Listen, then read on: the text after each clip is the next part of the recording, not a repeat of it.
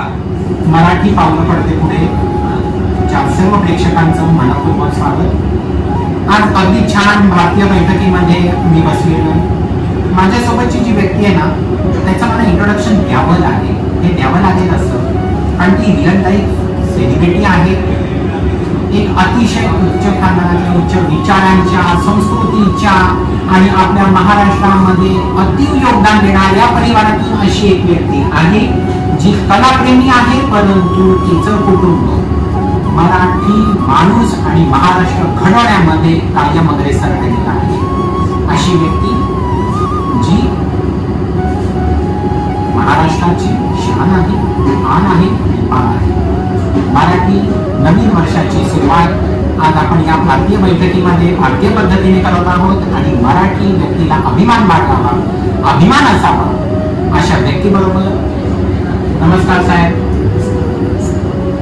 आपली रसिक प्रेक्षकांना ओळख करून देण्याच्याही अगोदर मी तुम्हाला एक सांगतो, अभिमानाची बाब अशी आहे, सुलोचना चव्हाण ज्यांना पद्म पुरस्काराने अलंकृत केलं, आज त्यांच्याच पावलावर पाऊल टाकून त्यांचे चिरंजीव आपल्यासोबत आहेत आणि भारत गणराज्याच्या पंतप्रधान कार्यालयाला एक आत्ताच नवीन नोटिफिकेशन जारी झालेलं आहे की त्याच्यामध्ये 2026च्या 25च्या पद्म पुरस्कारांच्या साठी नॉमिनेशन्स मागवण्यात आलेले आणि आमच्या वेग फाउंडेशनकडनं सुलोचना चव्हाणांचे चिरंजीव तुमचं विजय चव्हाणांचं आम्ही पद्मश्रीसाठी नामांकन अर्ज दाखल करत आहोत.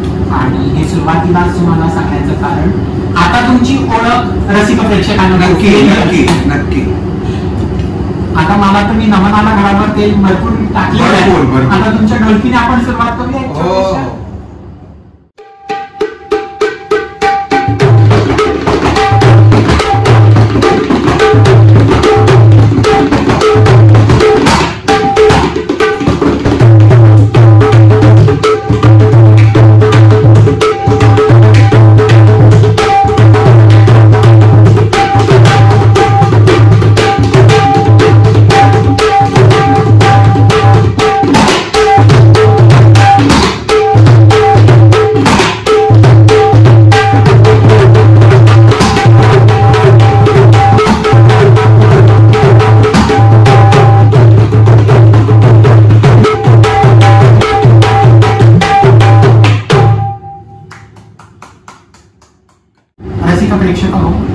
मी आणि माझी आई ज्याला लता फाउंडेशनच्या लावणीरत्न पुरस्कारासाठी सुलोचना ताईंना ज्या वेळेला आम्ही आमंत्रण द्यायला गेलो होतो, तुम्हाला सांगायचं म्हणजे त्यावेळेला आपलं होळीचा दिवस होता आणि आम्ही ज्या वेळेला गेलो त्यावेळेला फणसवाडीला 5व्या मजल्यावरती तुम्ही राहत होता आणि छानपैकी सुलोचना ताई हे करत होत्या, पुरणपोळी करत होत्या, घामाघूम झालेल्या, परंतु त्यांच्या डोक्यावरती पद्धत असा होता.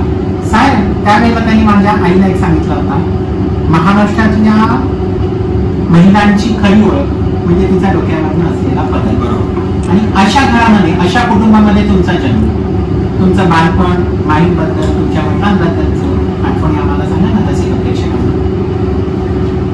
सर्वप्रथम सर्व दर्शक रसिक प्रेक्षकांना माझा सप्रेम नमस्कार. गुढीपाडव्याच्या नूतन वर्षाच्या हार्दिक शुभेच्छा. स्वप्नील दादांच्या आग्रहास्तव आज हा सगळा कार्यक्रम आयोजित केलेला आहे. आणि राहिली गोष्ट माझ्या बालपणाची. बालपण असं झालं की स्वप्नील दादा आम्हाला लहानपणी आई वडिलांची साथ संगत नाही मिळाली, कारण कार्यक्रमासाठी आई सतत, आई आणि वडील 15-15 दिवस, 20-20 दिवस बाहेर लागले. आणि आम्हाला अक्षरशः तुम्ही विश्वास ठेवणार नाही की 3-3 महिन्याचे असताना आम्हाला शेजाऱ्यांनी मोठं केलं, लहानाचं मोठं केलं. आणि अक्षरशः, कारण आमच्या घराचं एक म्हणतात ना की देवाचा वारसा असतो की दुसऱ्यासाठी काम करा. आईच्या कारकिर्दीतली जवळजवळ 65 वर्ष फक्त स्वप्नील दादा महाराष्ट्रातील म्हणजे विदर्भ, मराठवाडा, खानदेश या भागामध्ये शाळा, हॉस्पिटल, नंतर देऊळ, धर्मशाळा, वॉशिंग वाचनालय, अनाथ आश्रम यासाठीच आईने मॅक्झिमम कार्यक्रम केले. आणि त्याच्यामध्ये तुम्हाला सांगण्याची गंमत अशी की जेव्हा आईंना त्यांच्या ऐन उमेदीच्या काळात मुंग दाम मिळू शकत होता तेव्हा त्यांनी ते नाही दाम घेतलं, फक्त मदतीसाठी कार्यक्रम केले, देत गेले. आणि तोच वारसा किंवा त्यांचा आशीर्वाद किंवा त्या सर्व शक्तिमान परमेश्वराची आज्ञा शिरसावंत मानून मी म्हणा किंवा माझ्या मुलांनी म्हणा लहान स्वरूपात का होईना पण आम्ही ते चालू ठेवलेलं आहे.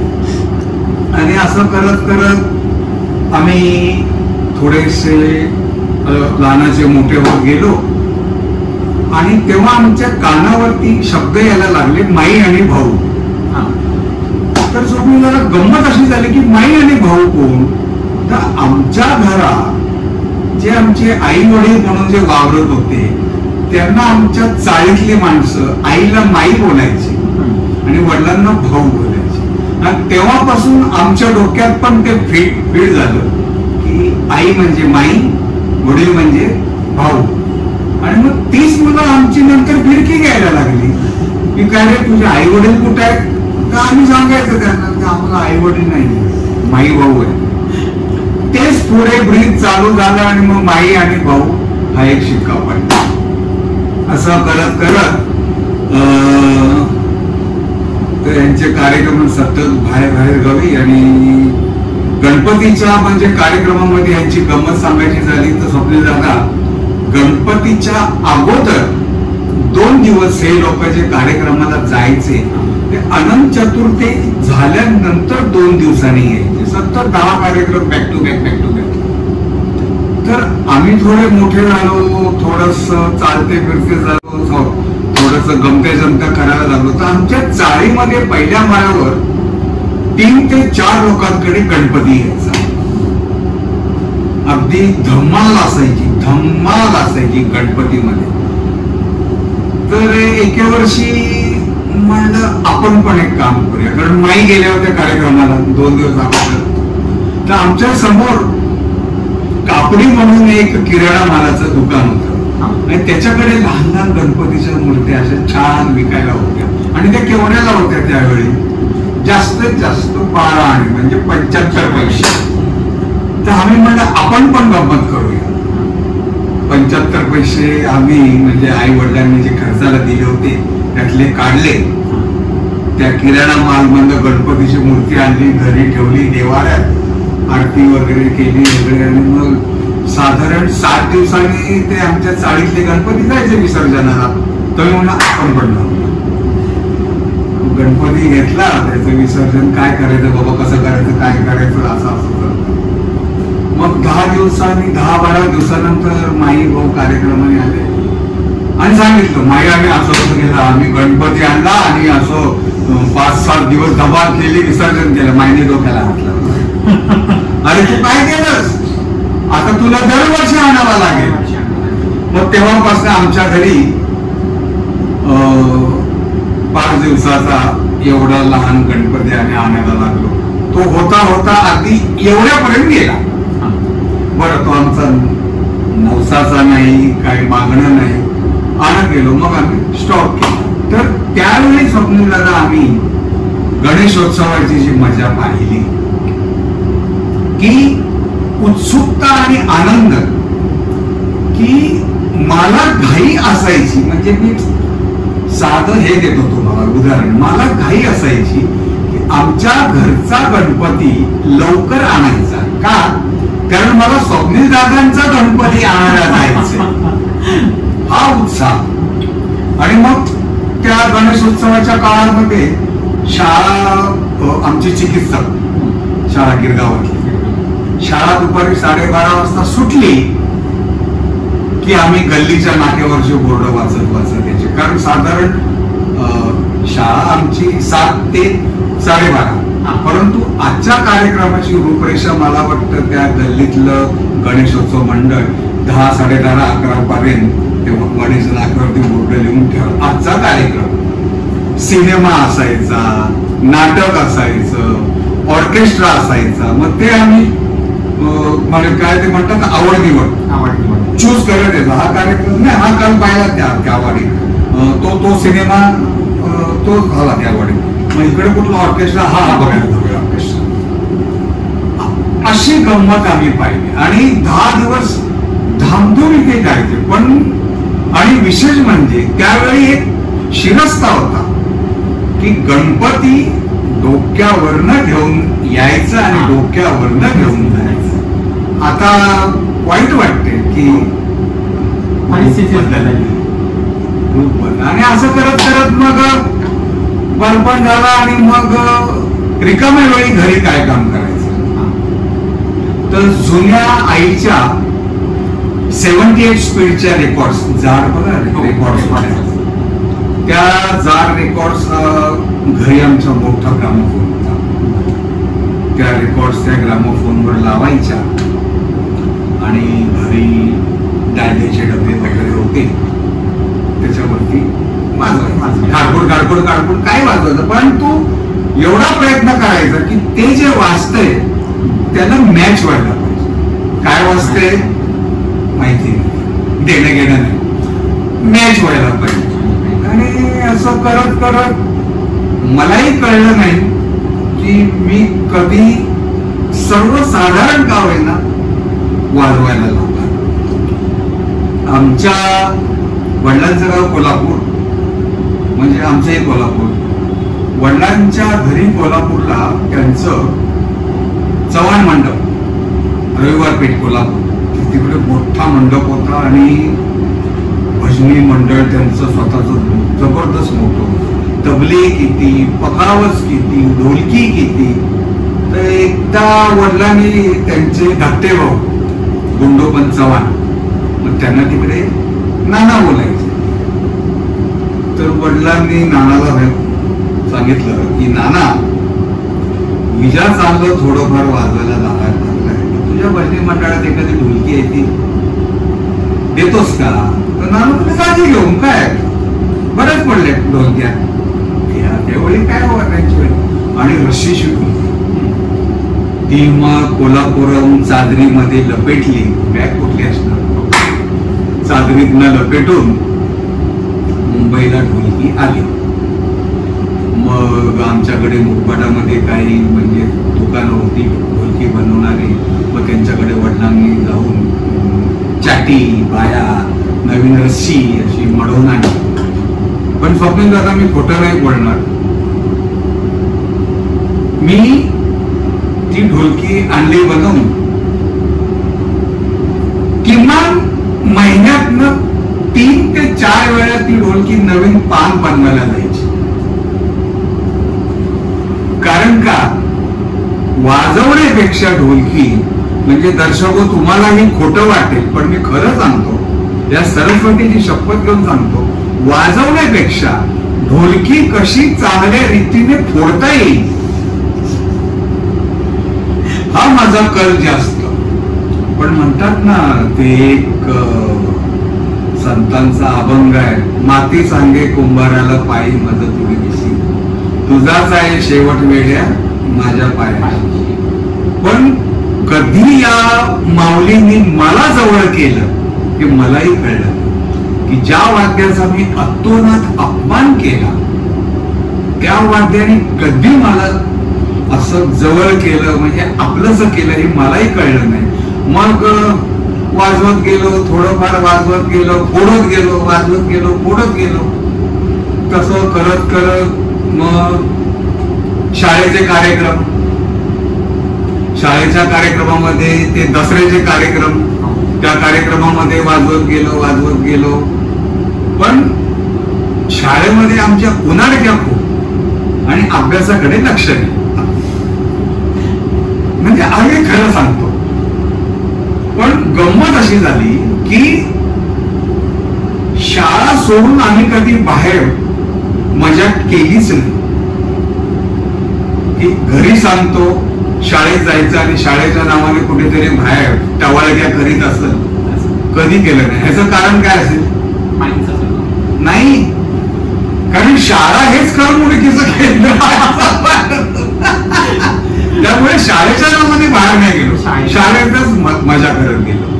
मग ह्या अशा आमच्या महाप्रचंड कारकिर्दीमुळे शाळाच बोलली की बाबा रे, तू येतोस, तुला त्रास, शाळेला त्रास, त्यापेक्षा तू घरी राहा, येऊ नको शाळेत.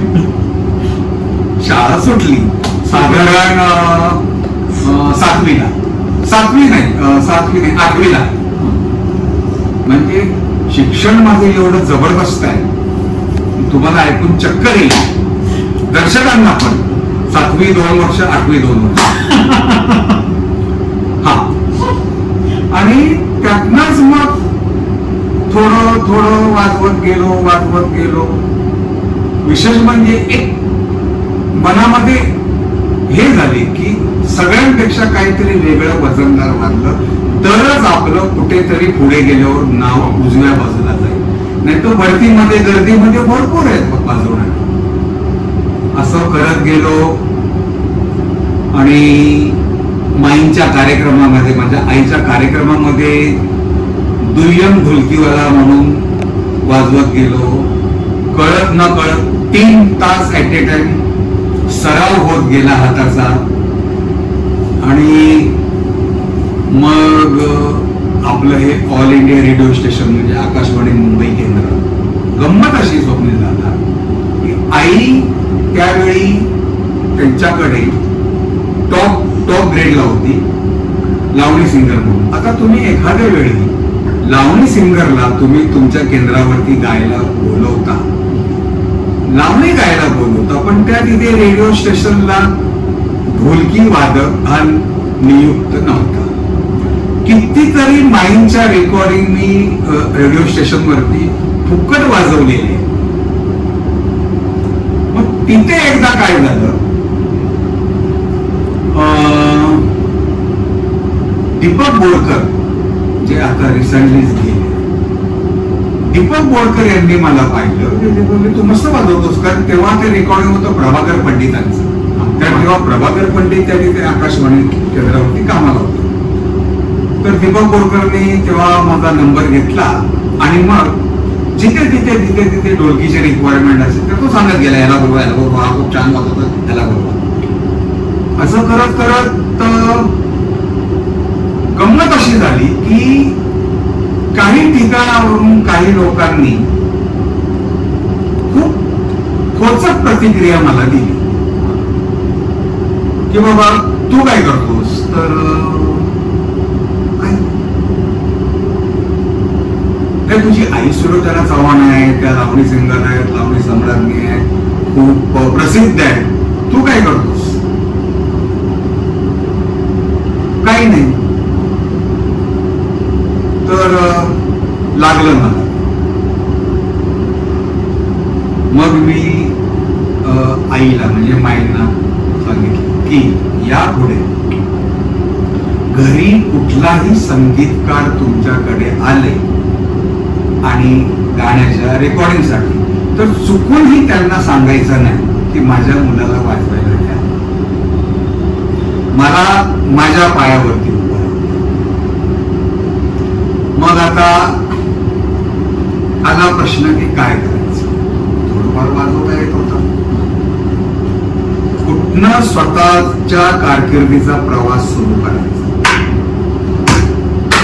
तर गिरगावमध्ये आमच्या त्यावेळी ढोली बाजा म्हणून खूप प्रसिद्ध होत.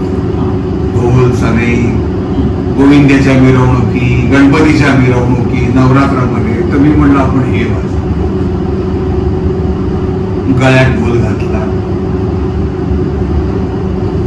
गोविंद्याची मिरवणूक आमच्या गिरगावामध्ये क्रांतीनगर म्हणून आहे, त्यांची मिरवणूक सकाळी 9 वाजता सुरू व्हायची, ती संध्याकाळी 5 वाजेपर्यंत, मग कधी 7 वाजेपर्यंत, मग कधी 8 वाजेपर्यंत संपायची. तेवढा वेळ वाचायचा. मग गणपतीमध्ये त्यावेळी वेळेचं बंधन नव्हतं. साधारण अनंत चतुर्दशीला स्वप्नील दादा दुपारी 12 वाजता इथे ढोल लागायचा गाड्यात. तो दुसऱ्या दिवशी पहाटे 3 ते 4 वाजता निघायचा. अशी खडी मेहनत. आणि मग त्याच्यामध्ये काही चांगले भेटले ते खूप कमी, वाईट भेटले शिव्या देत होते, तोंडातनं उष्ट्या नोटा देत होते त्या घेतल्या, रस्त्यावरती नोटा टाकत होते त्या उचलल्या. असा खडतर प्रवास करत करत आतापर्यंत आजपर्यंत स्वप्नीलदारांच्या समोर माझे जरा डोळे पाणावले होते हे सगळं ऐकून, तो प्रवास सगळा ऐकून. परंतु रसिक प्रेक्षक मला तुम्हाला एक सांगायचं होतं की ही जी ढोलकीच्या तालावरती ही जी हात बोट जी आहे, म्हणजे एखाद्याच्या गळ्यामध्ये सरस्वती असते, यांच्या आईच्या गळ्यामध्ये सरस्वती होती, यांच्या बोटामध्ये सरस्वती, आणि ही जी अंगठी दिसते ना सोन्याची, एक काळ असा होता की मुख्यमंत्र्यांना ज्यावेळेला आपल्याला महाराष्ट्राला गरज होती सोन्याची, आपल्याला आर्थिक अवस्थेची, त्यावेळेला माईंनी अंगावरचं सोनं काढून या महाराष्ट्राच्या मुख्यमंत्र्यांच्या स्वाधीन केलं होतं. आणि अशा व्यक्तीने हा अपमान किंवा ही स्टेज बघून या कलेतनं आज आंतरराष्ट्रीय एक आपण म्हणतो उडान घेतलेली आहे किंवा झेप घेतलेली आहे. तर मग मला हेच विचारायचं होतं तुम्हाला की माझा आवाज किंवा माझा स्वभाव एक माझा टोनच जरा थोडासा मृदू झाला आहे हे सगळा प्रवास बघून. खरंच आपण दुसऱ्या जण साहेब मान अपमान हे सगळं विसरून आपण कुठलीही ऍक्ट करत असतो. आपल्याला कळत नसतं की समोरचा त्याच्यामागे दुखावला जातोय किंवा, पण याच्यातून आईच्या विश्वातून बाहेर गेले तुम्ही स्वतःचं विश्व उभं केलं, तेही आंतरराष्ट्रीय. तो प्रवास कसा होता? तो प्रवास माझा असा झाला की तेच रेकॉर्डिंग करत करत गेलो आम्ही, आणि माझ्याबरोबर काही रेकॉर्डिंगला हिंदी गाण्यांच्या तबला सम्राट उस्ताद श्री झाकीर हुसेन यांचे सगळ्यात लहान भाऊ तौफिक हे होते. त्यांनी मला ढोलकी वाजवताना वगैरे बघितलं. तर त्याचा एकदा फोन आला मला की विजय, आणि ते सगळे मराठी छान बोलतात, मराठी स्पष्ट बोलतात, की विजय मला बोला दिल्लीला जायचं. जाऊ दे म्हणलं काय कार्यक्रमाला. हा पण मला झाकीरबाई बरोबर वाजवायचं. अरे म्हणलं वेडा आहेस का, कुठे तो माणूस कुठे मी, शक्य आहे का? नाही नाही तू चल चल, मी बोलले झाकीरबाईंना. अरे म्हणलं काय बोलतोस तू, म्हणलं तू चल त्यांना भेट आणि बघ तो माणूस बोलायला कसा आहे काय आहे. चला म्हणलं जाऊ. आव्हान स्वीकारलं आणि पहिला कार्यक्रम उस्ताद श्री झाकीर हुसेन यांच्या सोबत दिल्लीला वाजवला. माझ्या मनात म्हणजे धुक धुक धुक अक्षरशः त्या माणसाच्या मांडीला मांडी लावून वाजवायचं होतं. तर पहिलीच भेट आमची झाली हॉटेलमध्ये दिल्लीच्या ताजमहल हॉटेल, 5 स्टार ताजमहल. तुम्ही त्यांना गेलो, अरे विजय भाऊ तुम्ही कशा आहात, एकदम मराठीमध्ये बोलले. साहेब जागीर साहेब, म्हणलं भाऊ तुम्ही मराठी बोलता? हो मला मराठी येते. आणि पहिल्या भेटीतच मला त्यांनी खिशात टाकला. आणि तो प्रोग्राम पहिला दिल्लीचा, त्याच्यानंतर त्या विश्वविख्यात माणसाबरोबर 25 वर्ष विदेश दौरे केले. आणि ते म्हणजे कसे की ही व्यक्ती जागीरबाई जगातल्या एकेका देशातून एक एक वेधक वादक बोलवायचे आणि त्या वादकांबरोबर ढोलकीची जुगलबंदी. आणि मी कधी जागीरबाईंना नंतर जेव्हा आमचे संबंध अधिक चांगले झाले, माझा स्वभाव हा बोल्ड जसा आहे असा राहणार, नाटकी येत नाही. आणि मी त्यांना बोलायला लागलो मोठे भाऊ. मी त्यांना कधी जागीरबाई आणि उस्तादजी बोललो नाही. मी त्यांना हाक मारायचा मोठे भाऊ, आणि ते पण माझ्याशी मराठीत बोलायचे. सर्व एवढे चाट पडायचे, ते बोलायचे कि ये आदमी की कोई के साथ इतनी जमती नहीं, तेरे साथ कैसे जमती है. मी म्हणलं मी जसा आहे असा वागतो, म्हणून त्यांना मी आवडतो. आणि मग एकेका जगविख्यात वादकांबरोबर ढोलकी वाजवताना आपला माइंड चेंज होतो की आपलं जे वाजवणं आहे ते अधिक श्रीमंत केलं पाहिजे. वास्तव झालेलं पाहिजे, पण ते अधिक जरा वजनदार केलं पाहिजे. त्यांच्या तोडीच तोड दिली पाहिजे, तर तुमचं नाव कुठेतरी उजवं होतं. आणि मग प्रवास सुरू झाला. आता मोठे भाऊ म्हणजे उस्ताद जाकीरबाई नाही आहे, पण मला माहितीये त्यांच्या आशीर्वाद माझ्या. याच्यामध्ये मला तुम्हाला एक विचारायचं होतं, एवढी विश्वभ्रमंती केली, कलेचा आदर करणारा प्रेक्षक कोणत्या देशामध्ये तुम्हाला आढळला? कलेचा आदर करणारा म्हणाल तर म्हणजे कलाकाराची दाद देणारे असे, आणि कलाकाराला पावती की तू आता कलाकार झालास. आमची आई पण बोलायची, म्हणजे माई, की खरी कलाकाराला जी पावती मिळते पुण्यात. पुणे कला म्हणजे अक्षरशः पुणेकरांनी जर का तुम्हाला वावा आणि दाद दिली की समजायचं तुम्ही जगाच्या पाठीवर जिंकला. पुन्हा नागपूर 12 ते 4 वेळेस सोडून पुन्हा 12 ते 4 सोडून चालेल, कारण त्यावेळेस त्या तिथे साधारण वामकुक्षीचा असतो. माझा आदर पुण्याचे, त्यामुळे मी बोलू शकतो. तुम्ही बोलू शकता, मी नाही. पण खरोखर पुणा हे विद्येचं आणि कलेचं माहेरघर आहे. त्याचप्रमाणे नागपूर आहे, कारण तिकडले सर्व जे प्रेक्षक आहेत ना, रसिक आहे. आणि तुमचा कार्यक्रम दर्जेदार जरी नसला तरी ते त्या तिकडे गोंधळ किंवा असं काही डिस्टर्बन्स नाही निर्माण करत.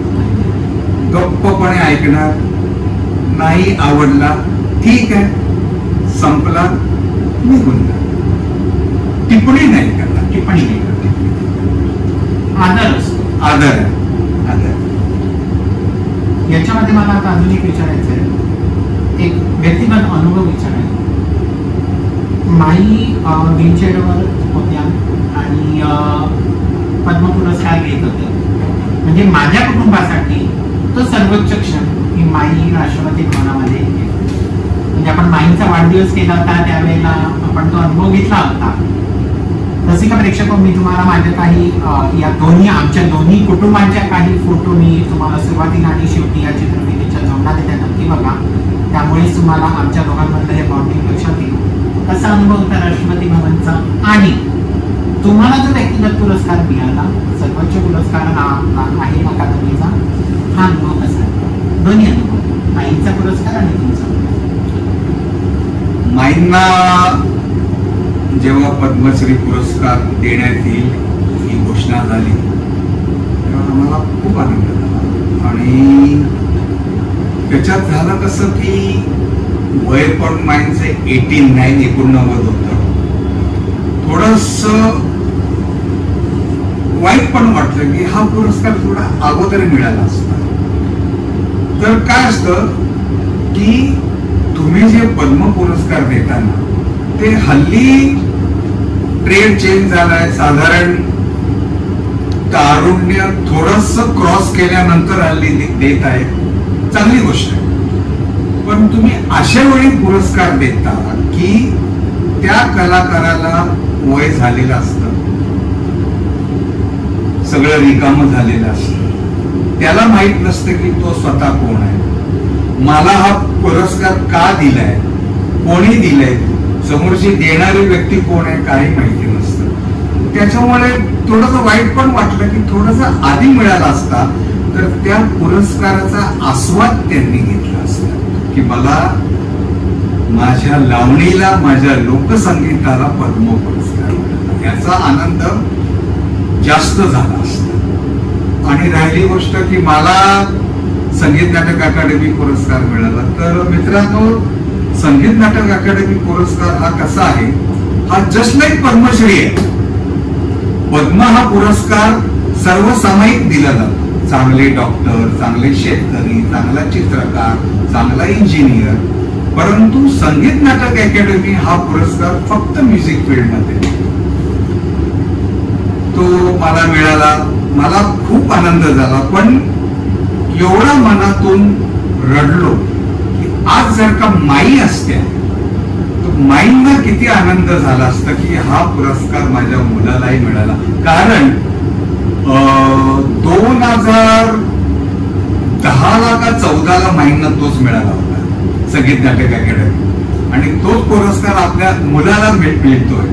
तो मी काय केलं माहितीये, जेव्हा मला राष्ट्रपती महामहिम श्रीमती द्रौपदी मुर्मू यांच्या हस्ते दिला गेला तर मी कॅमेऱ्याकडे बघत होतो, पण माझ्या डोळ्यासमोर माझं सर्व कुटुंब, माझा सर्व प्रवास, ज्यांनी ज्यांनी मला वाजवायला बोलवलं, दीपक बोरकर सहित मी सगळे असे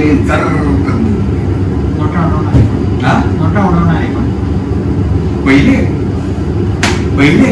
आणि मग घरी आलो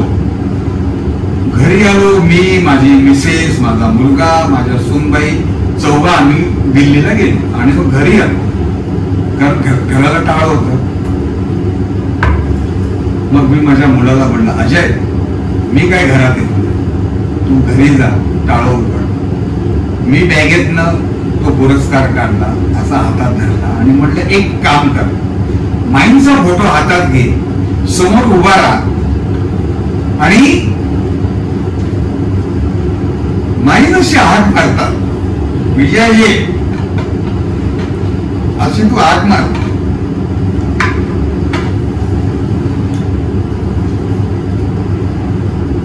घरामध्ये एंट्री केली, समोरचा मुलगा बोलला माईचा फोटो घेऊन, विजया ये आत. आणि मग मी तो पुरस्कार घेऊन आतमध्ये एंट्री केली. म्हणजे माईने मला बोलवलं असं केलं.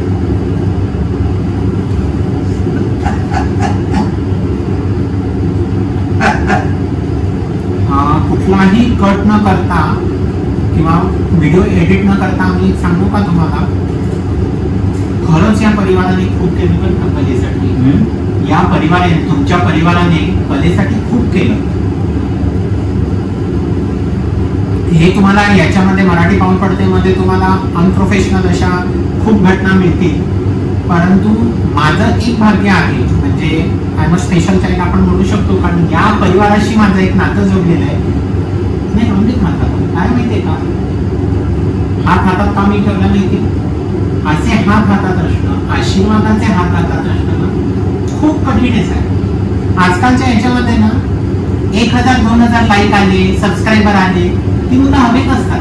पण ज्या मुलांनी आईला राष्ट्रपती भवनात पाहिले, ज्या मुलांनी राष्ट्रपती भवनात आईला पुरस्कार घेताना पाहिलेला आहे, त्या मुलाला राष्ट्रपतींकडनं पुरस्कार मिळतो.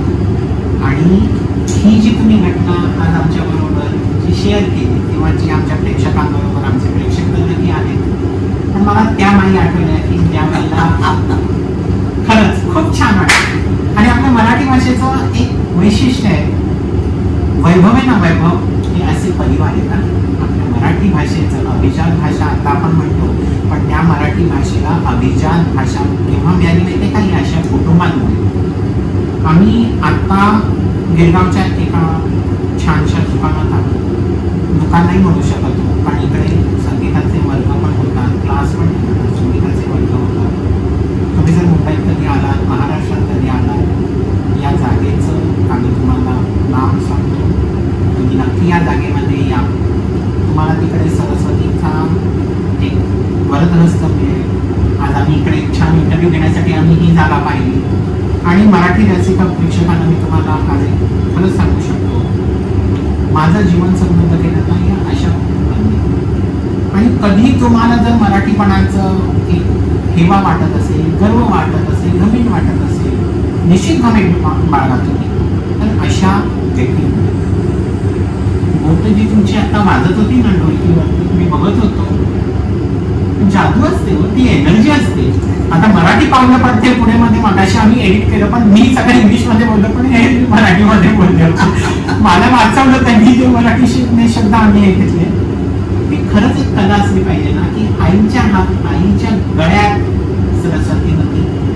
अजून एक लहान मुलांना सांगतो, ज्या वेळेला तमाशाकडे अत्यंत वाईट नजरेने बघितलं जायचं, त्यांच्या मुलांना वाईट टाकलं जायचं, त्या वाईट टाकलेल्या मुलांकडे कधीही पाहिलं जायचं नाही. त्या मुलाने स्वकर्तृत्वावर सगळे अपमान सहन करत अनेक देश पालथे घालत स्वतः राष्ट्रपतींकडनं, महामहिम राष्ट्रपतींकडनं पुरस्कार घेतला. हे श्रेय निश्चितच संस्कार, वडिलोपार्जित संस्कार, आई वडिलांचे संस्कार आणि खानदानी आपण खून म्हणतो ना ते रक्तात असावं लागतं. आणि मुख्य म्हणजे अजूनही मला अभिमान वाटतो, मी पुढच्याच आठवड्यात जाणार होता, आमचे कॅमेरामॅन पण सोबत येणार, सुरेश पारधी. कोल्हापूरची माणसं आहेत ना ती लागली आहे, परंतु जे आतमध्ये ना ते बाहेर आहे, बरोबर आहे. आणि दुसरे विलुप्त होणारी प्रजाती गिरगावकर. एकदा मी कोल्हापूरकर पण आहे आणि मी गिरगावकर पण आहे. विलुप्त होणारी म्हटलं मी, बरोबर. खरंच गिरगावची जी काही आपली एक ओळख आहे मराठी माणसाची, मला अभिमान वाटतोय की नववर्षाच्या सुरुवातीला हा व्हिडिओ आम्ही तुमच्याबरोबर शेअर करतोय.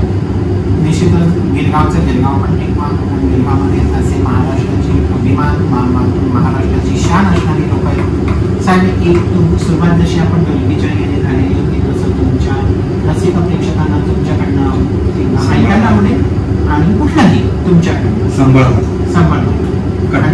रसिक हो, नमस्कार. सुरुवात जशी आपण ढोलकीने केली, मग आमच्या स्वप्नेलदारांची प्रश्न माझे उत्तर झाले.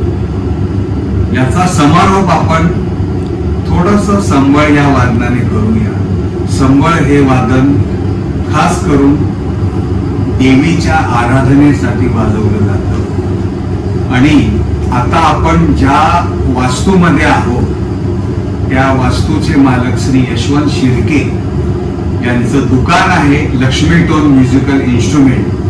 तर यांच्या ढोलकी आणि संबळच्या क्लास मधलंच हे संबळ आहे. हे वाजवून या कार्यक्रमाचा आपण समारोप करू. स्वप्नील दादा सुरू करू.